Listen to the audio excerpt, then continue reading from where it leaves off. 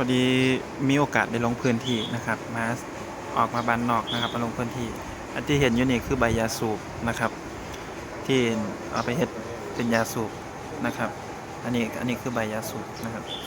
ม้วนเด็ดกลางเด็ดอย่างออกแล้วก็ม้วนนะครับม้วนใส่ถุงแล้วก็มาซอยนะครับเป็นเครื่องซอย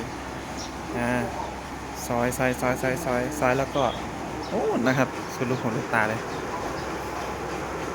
นี่จะเป็นการตากนะครับตากยาสูบกระบวนการตากนี่ก็จะค่อนข้างซับซ้อนแน่นะครับค่อนข้างซับซ้อนแน่ครับตากเสร็จแล้วก็จะมาเป็นอันนี้แพ็คใส่ถุงละประมาณ10 กิโลมั้งเนี่ยแพ็คใส่ถุง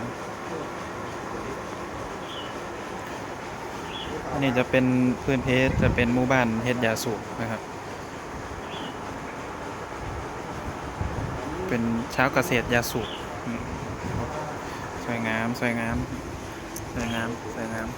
การแพ็คกับสวยงามเป็นสัดส่วนแจม